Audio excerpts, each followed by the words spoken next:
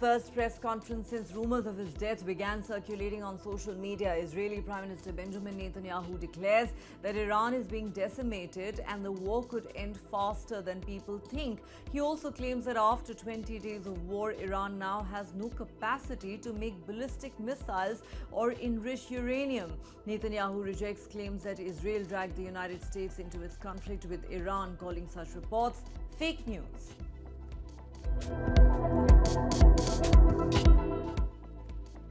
Could Trump put boots on the ground to secure the Strait of Hormuz? The latest satellite images show a new U.S. warship, the USS Tripoli, with 2,200 personnel, is en route to the Middle East.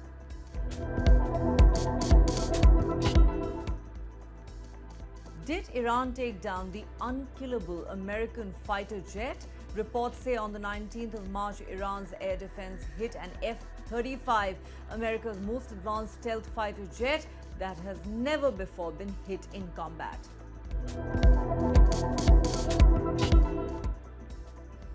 The severe impact of Iran's attacks on oil fields in the Gulf is being felt.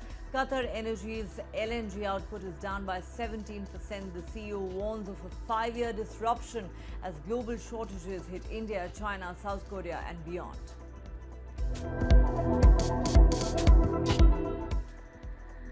The global fuel shock hits India as premium petrol prices jump by over 2 rupees per litre amid the US-Israel-Iran war.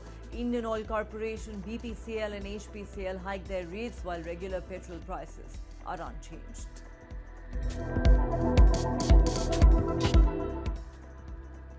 IRGC spokesperson Ali Mohammad Neni killed in US-Israel strikes. Iran calls it a terror attack.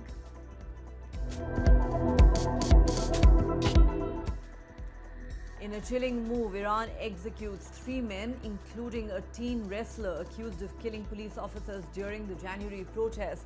The state media claims they were guilty of waging war against God. Rights activists say their confessions were extracted under torture.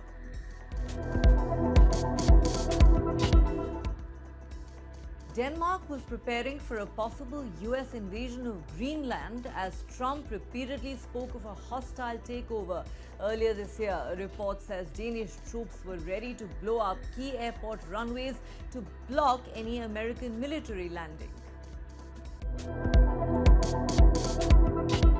Hello and welcome to the Times of India. You're watching Headlines at 8 with me, Neha Khanna. Our top story. In his first press conference since rumours of his death began circulating on social media, Israeli Prime Minister Benjamin Netanyahu declared that Iran was being decimated and that the war could end faster than people think. He also claimed that after 20 days of war, Iran now has no capacity to make ballistic missiles or enrich uranium. Interestingly, Netanyahu also rejected claims that Israel had dragged the United States into its conflict with Iran, calling such reports fake news. He asked, does anyone really think that someone can tell President Trump what to do? What he did confirm, though, is that Trump asked him to hold off attacks on Iran's oil facilities. Following the US president's claims earlier in the day, Netanyahu said he had indeed received a request from Trump to hold off any further attacks on Iran's natural gas field. The Israeli Prime Minister also clarified that his country acted alone in striking Iran's massive South Pars gas field. He then went on to say, I see this war ending a lot faster than people think. During the press conference, Netanyahu claimed that Tehran's threats to close the Strait of Hormuz would not work. He said that while Iran is trying to blackmail the world by closing a key international maritime route, it will not work. He then went on to say that there was a need to have alternative routes to avoid choke points in the Strait of Hormuz and Red Sea, and that he envisioned oil and gas pipelines going west through the Arabian Peninsula right up to Israel and Mediterranean ports. Commenting on the new leadership of Iran, Netanyahu said he is seeing cracks with the country's new supreme leader yet to make a public appearance. I'm not sure who's running Iran right now. Mujtaba, the replacement Ayatollah, has not shown his face. What we see is that there's a lot of tension among the people who are edging for the top. That's what Netanyahu said. First of all, I just want to say I'm alive. and you're all witnesses. Now that I dispatched this piece of fake news, I want to give you an update on Operation Roaring Lion.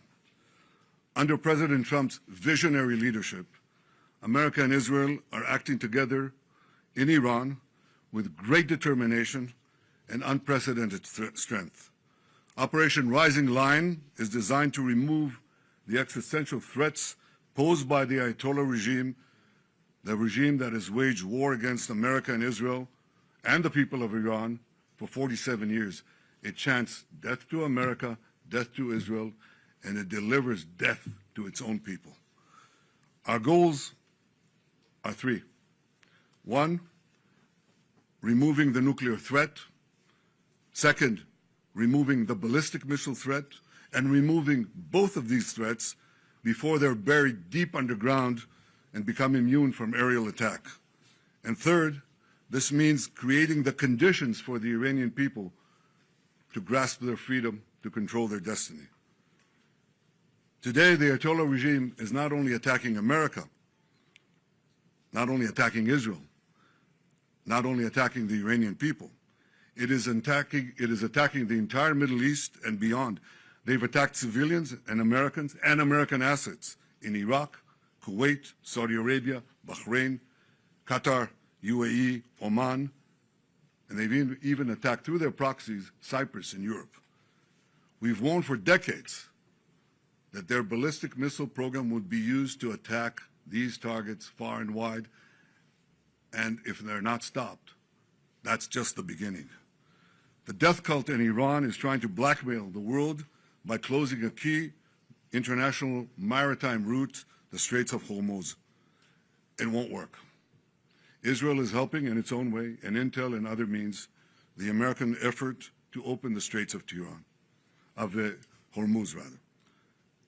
But I want to ask you to imagine how the Ayatollah regime would be able to blackmail the entire world if they had ballistic missiles with nuclear warheads.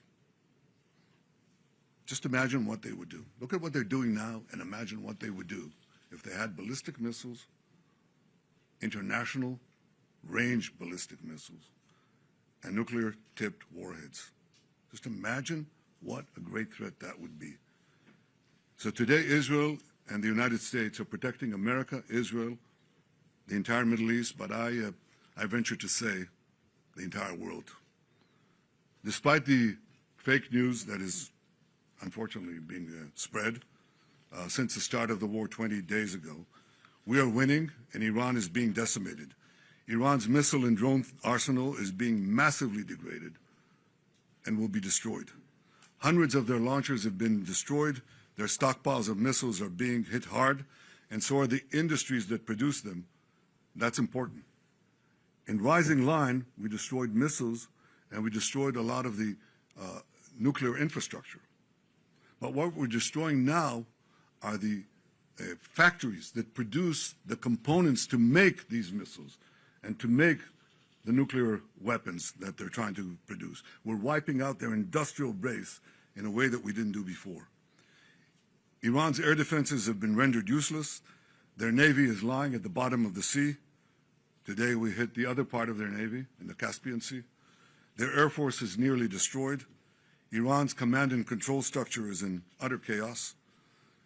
And I can tell you that there's still more work to do, and we're going to do it. And I want to close these opening remarks with one other fake news, and that is that Israel somehow dragged the U.S. into a conflict with Iran.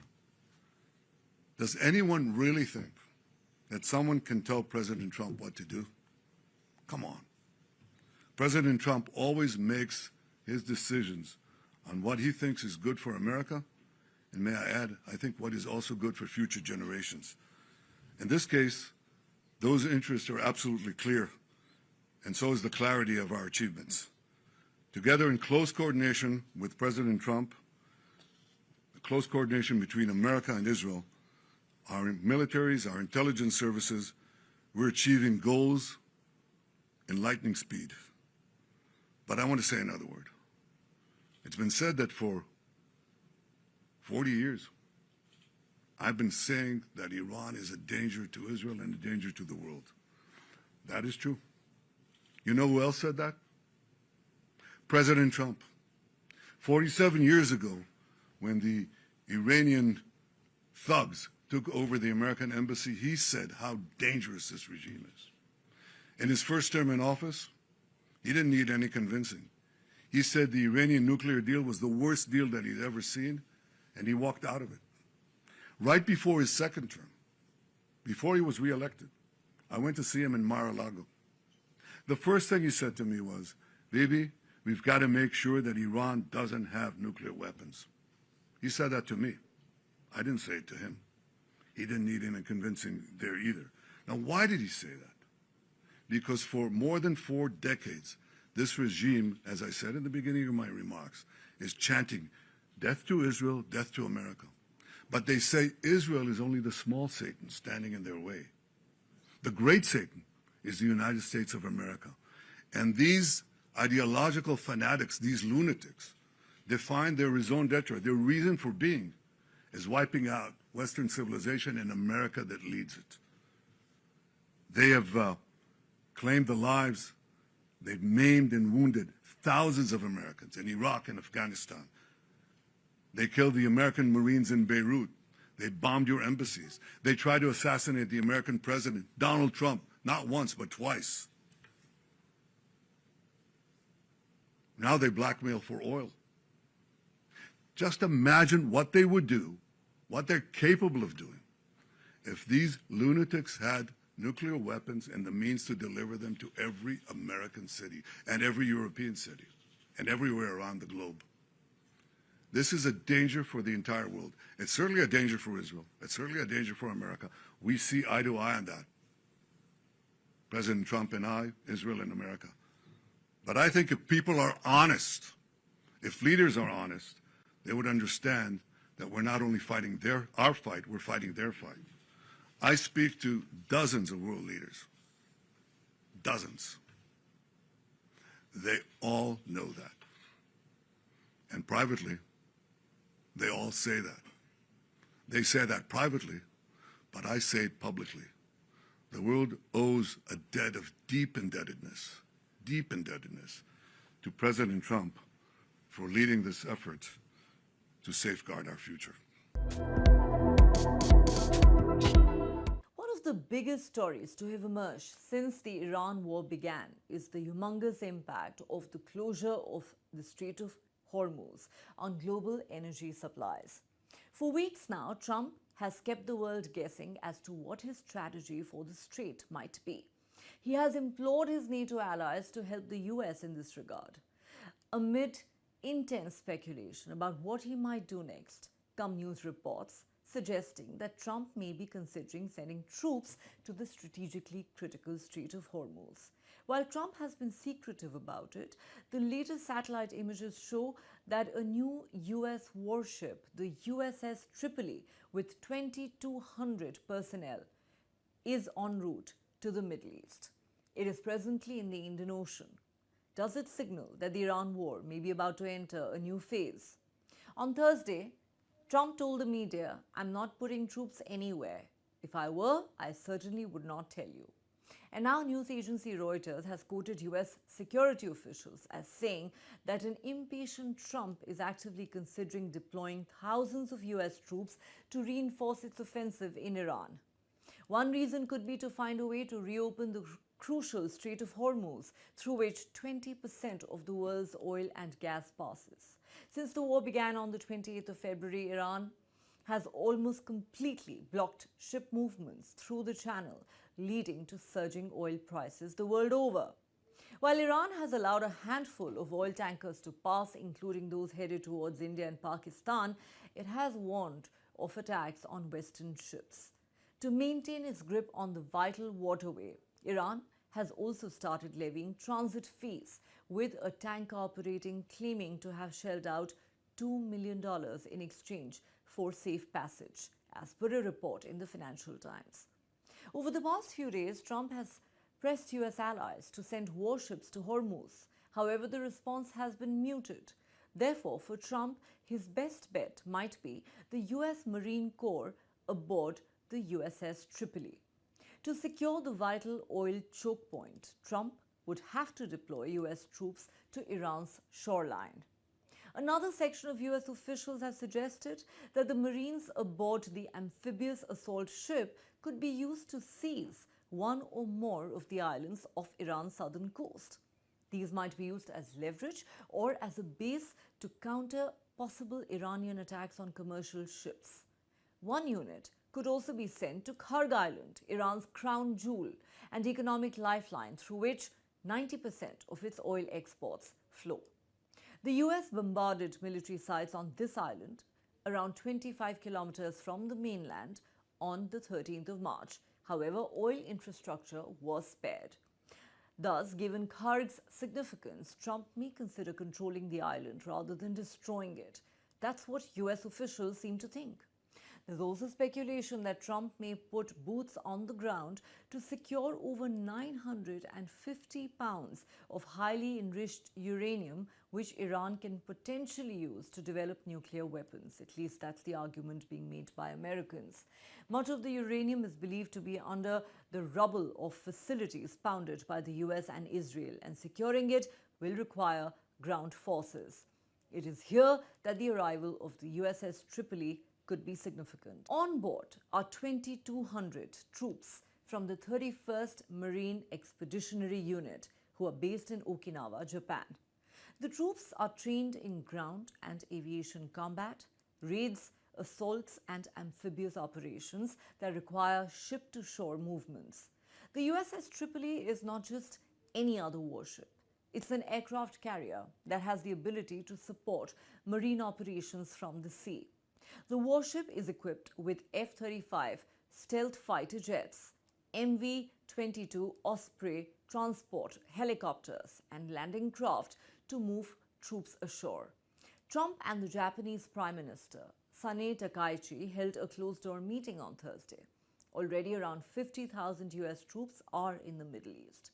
Reports say the USS Tripoli will likely enter the war zone next week. If Trump decides to put boots on the ground, it would be the first deployment of US troops in over 2 decades in a combat scenario. Did Iran take down the unkillable American fighter jet, the F-35? It is America's most advanced stealth fighter jet and has never been hit in combat in its entire operational history. But that might have changed on the 19th of March when Iran did the unthinkable. Iran's air defenses, which US President Donald Trump has said were destroyed, it now seems detected, locked onto and hit an F-35. The US said the jet made an emergency landing at a base in the Middle East. Iran claimed it had crashed. A second F-35 jet was also reportedly hit over Iran's Bandar Abbas. So the question is, how did Iran, with its depleted air defenses, manage to hit one of the world's most advanced and costliest aircraft? We are flying wherever we want to. Nobody is even shooting at us, Trump had boasted earlier. Defense Secretary Pete Hegseth said, Iran's air defenses have been flattened. Hours later, the F-35 jet, which has been designed to evade radar, was hit. Even before the US could issue a statement, Iran published footage showing the exact moment when Iranian air defenses tracked and intercepted the American jet, which cost over $100 million. Experts say this was a very significant moment in the war. Around 15 countries currently operate various versions of the F-35. The jet was also offered to India by Trump when Prime Minister Narendra Modi visited the White House last year. India has, however, not expressed any inclination to buy it so far. The F-35 is the pinnacle of US aerospace capabilities. It's the product of a $1 trillion program. But now, a decimated Iran has shown that the state-of-the-art jet has many vulnerabilities. A stunning moment in the skies over the Middle East. A moment that could redefine the balance of this conflict. Because for the first time since this war began, Iran is believed to have struck one of America's most advanced war machines. In what many are calling an embarrassing blow to Washington, a US F-35 stealth fighter jet one of the most sophisticated aircraft ever built, has been hit. The fifth-generation jet, designed to evade detection, designed to dominate the skies, suddenly forced into an emergency landing. According to U.S. Central Command, the aircraft was flying a combat mission over Iran when something went wrong. A strike, believed to be from Iranian fire, forced the pilot to act fast. Moments later, the jet descended and made an emergency landing at a U.S. airbase in the region. The pilot survived. The aircraft landed, but the message has already been sent. Officials say the incident is now under investigation. Details remain scarce, questions unanswered. But one thing is clear: this changes the narrative. Because until now, the United States has projected dominance, airstrikes, precision hits, relentless pressure on Iranian targets. Washington insisting it is winning. Just hours before news of the incident emerged, U.S. Defense Secretary Pete Hegseth declared the campaign a success, claiming Iran's defenses had been flattened, that victory was not just possible, but decisive. And yet, in the skies above Iran, a different story may be unfolding. The F-35, a symbol of American air superiority, costing over $100 million per unit, now part of a growing question: is the battlefield shifting? This marks the first known instance of Iran hitting a U.S. aircraft since the conflict erupted in late February. A moment that could signal something far bigger, not just a tactical success, but a strategic message. Iran, under pressure, under attack, but still capable of striking back, still capable of reaching into the sky and touching what was once considered untouchable. Now, Washington faces a new reality, a conflict it believed it was controlling may be entering a far more dangerous phase. Because in war, it only takes one moment, one strike, one impact to change everything.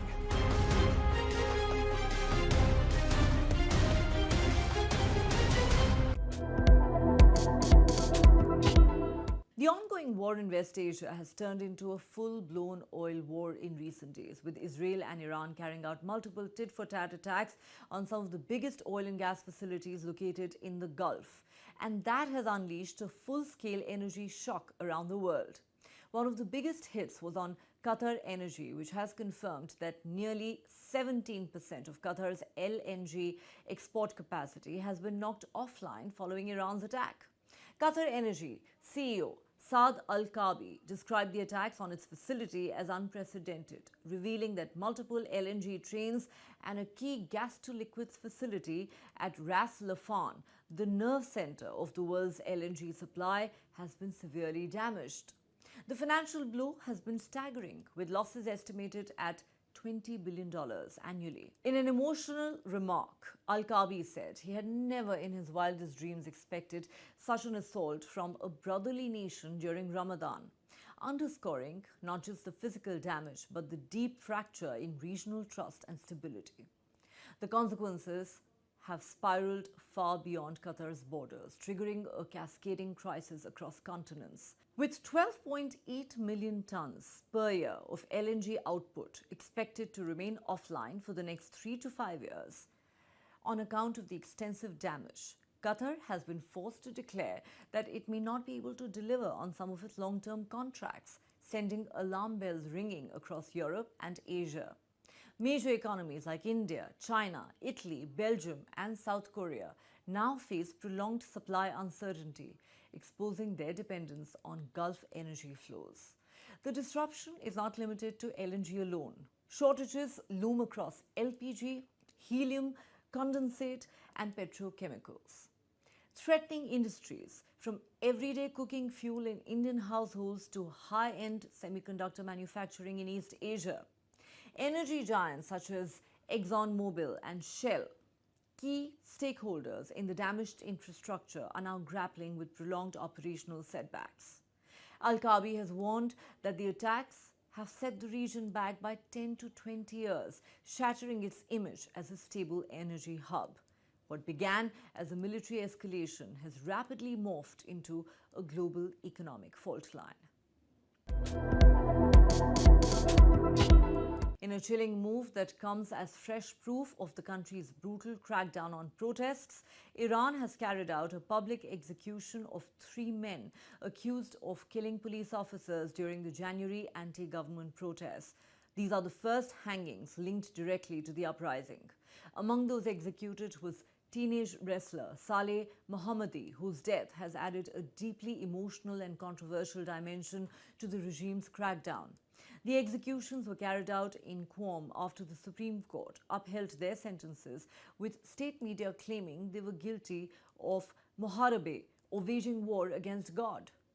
As the news is tightened, so did global outrage, with rights groups alleging that the confessions had been extracted under torture and the trials bore no resemblance to justice. The hangings came against the backdrop of one of the most intense internal upheavals since the Iranian Revolution of 1979, when protests sparked by economic collapse and rising living costs spiraled into a nationwide rebellion. Demonstrations had swept across more than 180 cities in Iran, shaking the foundations of the Islamic Republic, only to be met with a brutal and sweeping crackdown. According to activists, thousands were killed, while mass arrests and internet blackouts plunged the country into darkness. The timing of the executions adds another explosive layer to an already volatile situation, coming amid an ongoing war involving Iran, the United States, and Israel.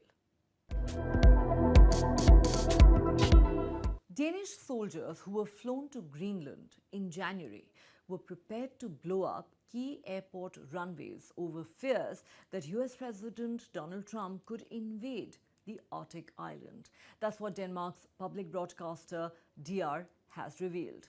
Citing sources in the Danish government and military, DR says blood supplies were already brought in to treat the wounded in the event of fighting. A senior Danish military official has been quoted as saying only a limited number of people would have been aware of the operation for security reasons. Both the US and Denmark are NATO members, and the issue of Greenland, a semi-autonomous part of Denmark, has deeply divided Washington and its European allies. Trump has repeatedly said he wanted to annex Greenland during his second presidential term. Greenland's leader and Denmark have repeatedly rejected his demands to acquire the island. The news report now says Copenhagen asked Paris and Berlin, as well as the Nordic nations, for political support in dealing with Trump by demonstrating strong European solidarity and holding more joint military activities in Greenland. And the situation escalated on the 3rd of January when elite US forces captured Venezuelan President Nicolas Maduro in a lightning operation in the capital, Caracas. The day after, Trump told reporters he would worry about Greenland in about 2 months and repeated, "We need Greenland from a national security situation. It's so strategic." Right now, Greenland is covered with Russian and Chinese ships all over the place. That's what Trump had said. Soon afterwards, a small military contingent of Danish, French, German, Norwegian and Swedish soldiers was flown to the Greenland capital, Nuuk. At the time, French President Emmanuel Macron said the initial contingent would be reinforced with land, air and sea assets. A follow-up deployment included elite Danish soldiers and a French contingent trained for warfare in cold mountainous areas. Danish aircraft and a French naval vessel were sent towards the North Atlantic. The deployment was presented as part of Danish-led joint military exercises called Operation Arctic Endurance. But the real reason was to prepare for a possible US invasion. A decision was taken by Denmark that its soldiers would fight if the US invaded. And soldiers were also prepared to blow up runways to prevent US military aircraft landing there.